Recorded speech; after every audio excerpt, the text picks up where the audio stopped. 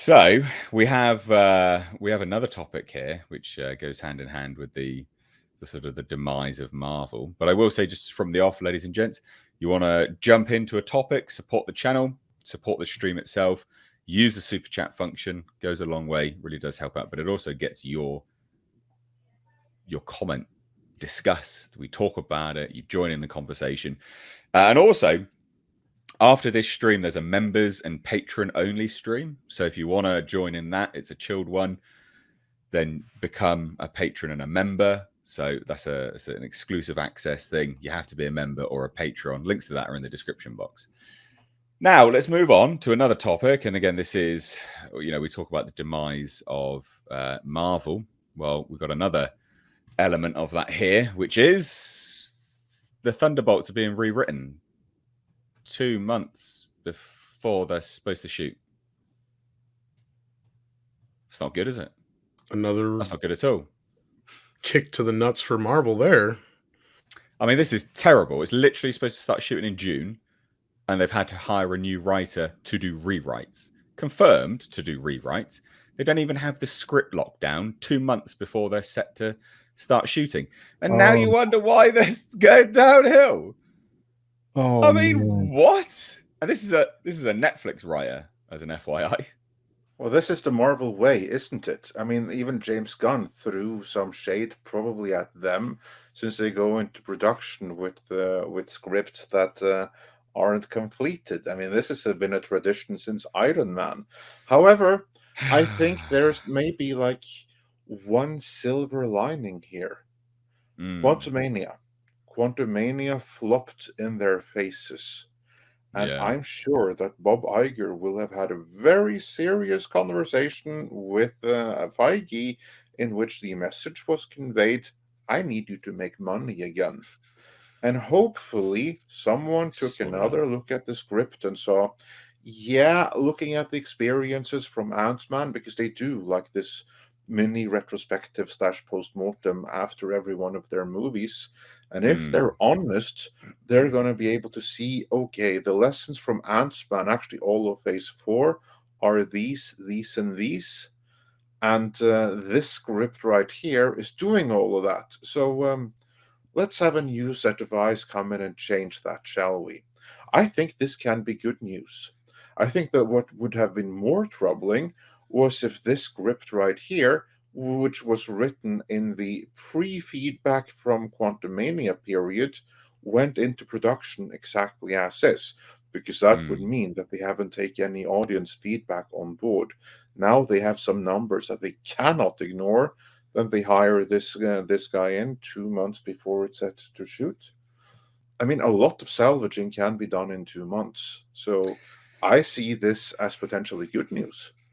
So I like your optimism there, Andre. I like the optimism. But I'll tell you now, I don't share it. All right? I don't share it. And I'll say why. Because we've seen this before. We've seen this before. Yes, you are right that there's a lot that could be done in 2 months. There's a lot that can go on. You're completely right. But fundamentally, he can't rewrite it that much. If they're set to shoot in 2 months, they're going to have certain set pieces ready to go for first, second, and third act, depending on how much is done on a green screen, probably all of it, but you get my drift. So they can't fundamentally change things. They could, lighten dialogue, change the dialogue around a bit by bit. But the first, second, and third act is kind of locked in, location-wise, where they're going, what they're doing, how they sort of, work together, that sort of thing. Those fundamental basics tend to be locked in because they have to be, because you've got prop departments and such. So I don't think they can change too much of it. But I will say as well is that what else are you going to be able to do? Like, we've seen this before from Marvel. They've done rewrites before. You are right. And I like the optimism that this is the best possible chance for them to start doing course correcting. And this is maybe a good sign of that. But I try to remain very optimistic about a lot of stuff these days. This, for me, is I will actually have to believe it when I see it. If this film is nothing short of good, then this just proves that this was a mistake to me. So Well, I like your optimism.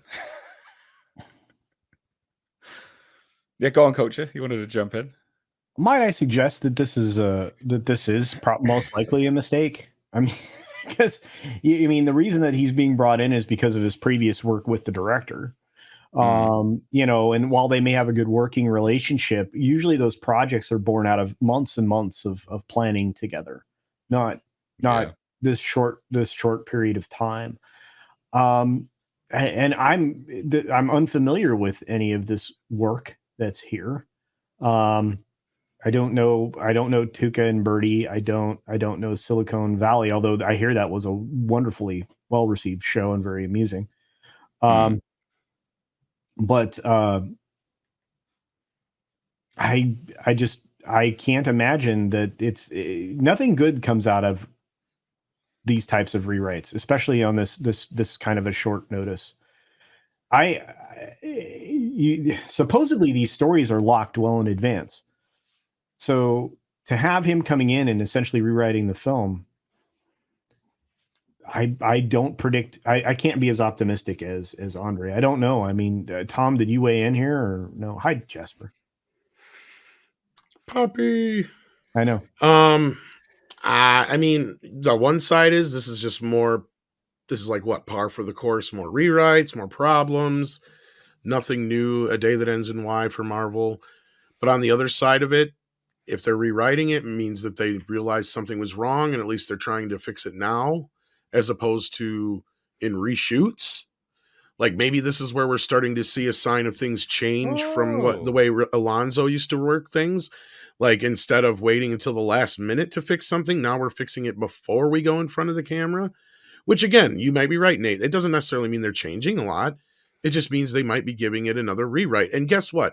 What has been one of the number one complaints aside from the woke shit from most films in Hollywood? I can think of at least 2 movies in the last couple of weeks where Culture and I and Andre and others have talked about it, and yourself maybe even, Nate, where you've flat out said this movie could have used one more rewrite.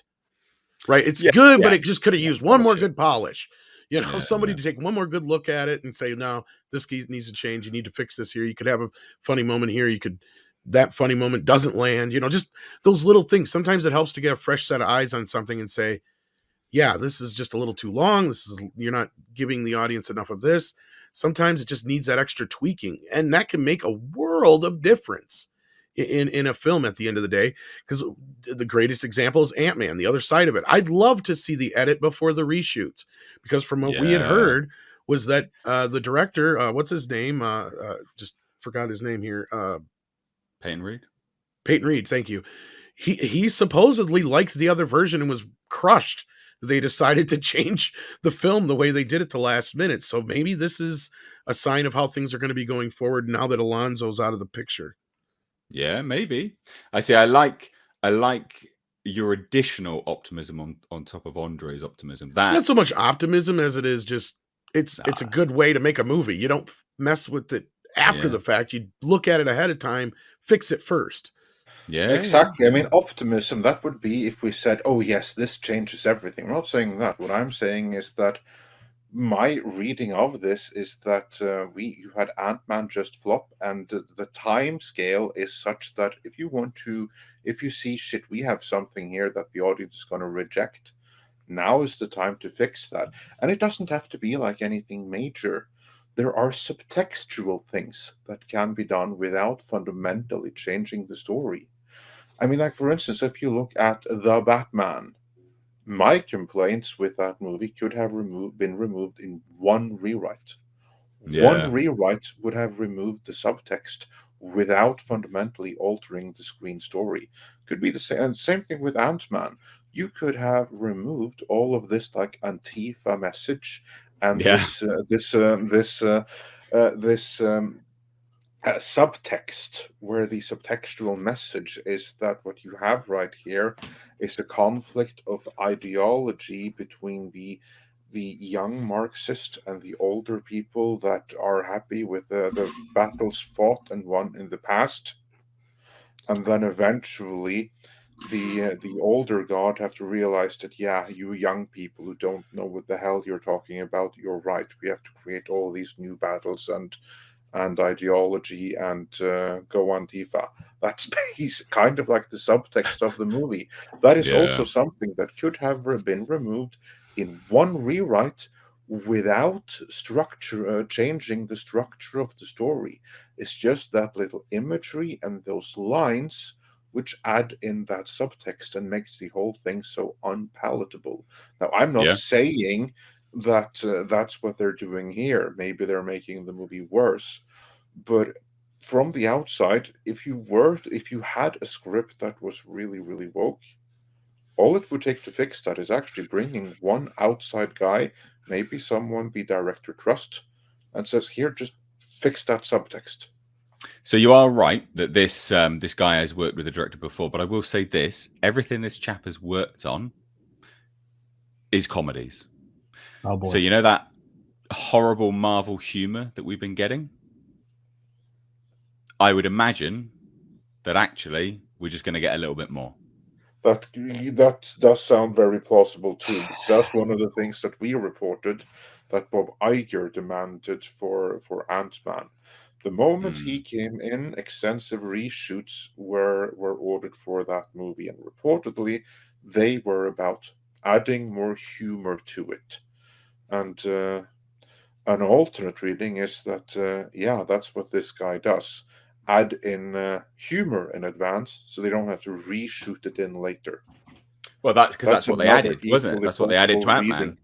Yeah, was the humor. They reshot the ending to add it, to give it a lighter ending. So, there is that. Yeah, that sounds like it'd be more of a either that's what Feige did to Ant-Man, like Andre's saying, or that's the kind of thing that's coming down from Iger from above.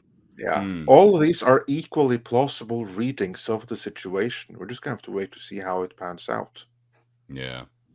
I can't stand the Rick and Morty humor that they've been leaning into recently. Well, at least they didn't get a Rick and Morty writer. That's true. Well, Ant-Man had one. Yeah. No. But this one doesn't. Oh, right. Okay. Yeah. Yeah. But I it's quite possible it's worse, because somebody in the chat suggested that this is an anime. That Tuca and Birdie or whatever it is. It's a terrible animated. Yeah. I'm like, oh. It's not good news. And again, we're just talking about the demise of Disney and Marvel. This won't help.